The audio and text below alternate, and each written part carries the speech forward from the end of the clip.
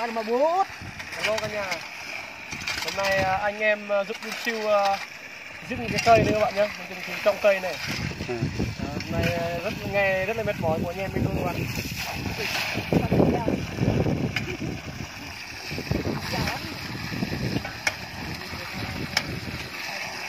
Anh em có cam nhá, cây này con quá. Không quá đâu. Các bạn ủng hộ anh trai mình nhá, anh Siêu Sam TV. Có thấy Liệu đã mẹ cái này còn năng. Hello. Hello, xin chào tất cả anh em. Trở lại kênh YouTube của mình. Sam Mình TV. là Tôn Siêu. Là Tôn Siêu.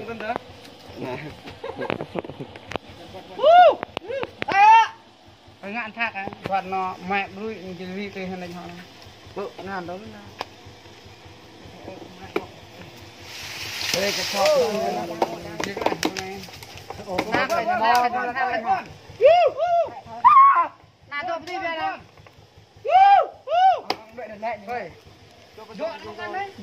Đợi nó lại như này.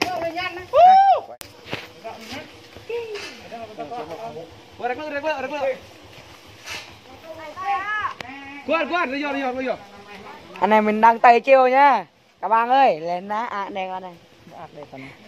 Em qua ta, mới qua châm, dạo cái qua nó buộc đạp vì mười mới hẳn mọc ra. Ồ, quát nè, có cả nhận trực này.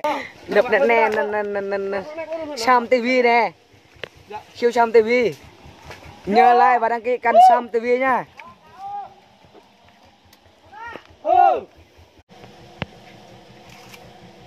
Ăn Đun Siêu 81 giá like. Ôi hình nha. Một tay thôi.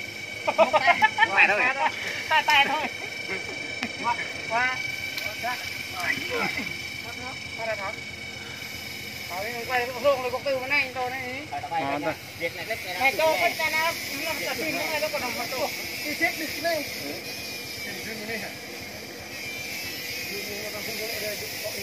Nó là hả? Họ yên hơn rồi, thư yên hơn rồi. Hay luôn. Hôm nay mình làm keo. Đây này. Nộ ngạ rồi.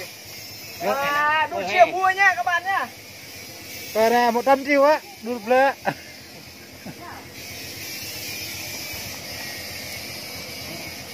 Ngạn này có tiêu này nhưng hoa phát này. Có tiêu cho cay cái này. Cái này cái gì hả?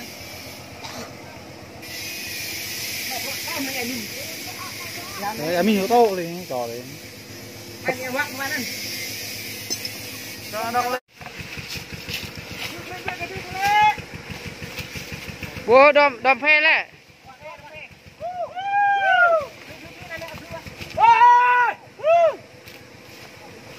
Còn lựa lên mày này. Lựa.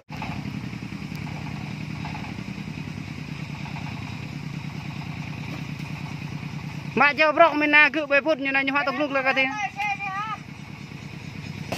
Rồi. Mọi người xem nha. Để thật là mạnh nè. Ơi, đọp nhá.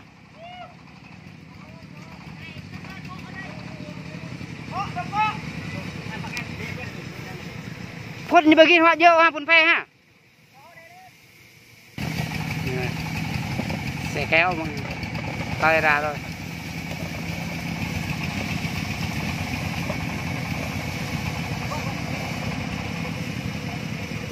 Họ đi chỗ của vô rồi nhá.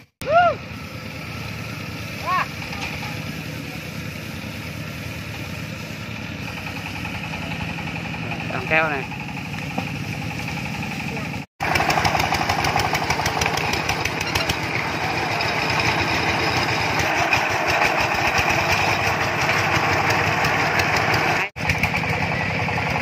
Mọi người đón xem nha.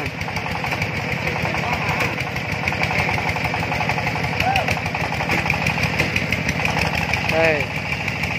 2 xe tay luôn. Đun Siêu 81.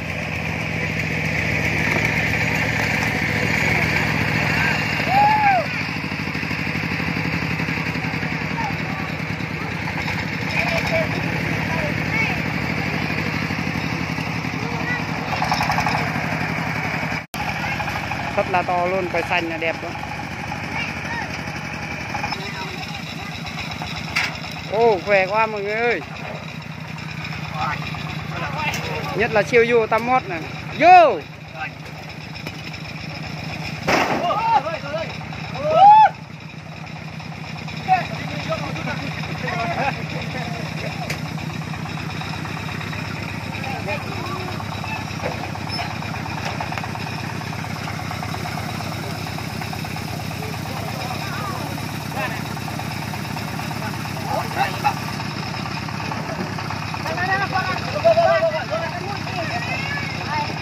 Hai là cái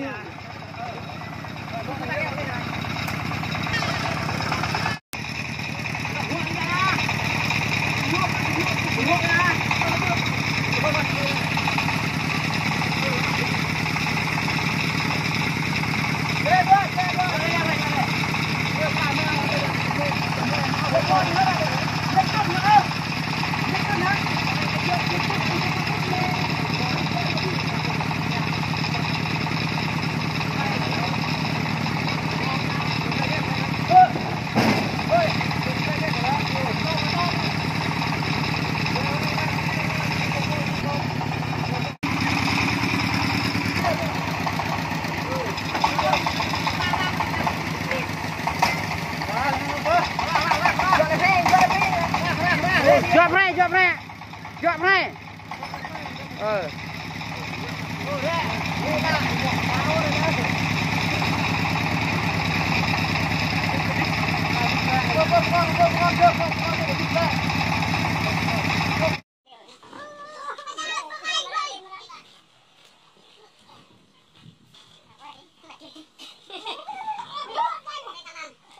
Ăn mà bút. Hello cả nhà. Hôm nay anh em giúp Linh Siêu dưng cái cây này các bạn nhé, mình trồng trong cây này. Hôm nay rất là mệt mỏi của anh em mình luôn các bạn.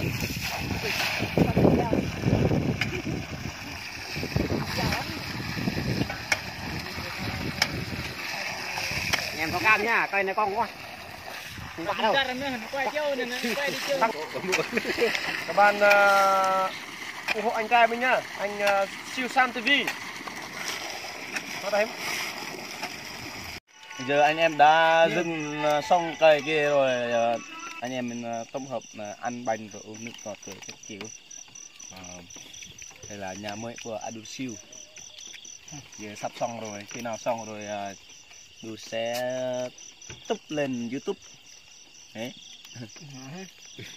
Chúc các bạn một ngày thật là vui vẻ và gặp được nhiều may mắn và sức khỏe. Và các bạn đừng quên like, đăng ký kênh nhé, ủng hộ kênh nhé, để sau này ra video nhiều thú vị hơn. Bye bye.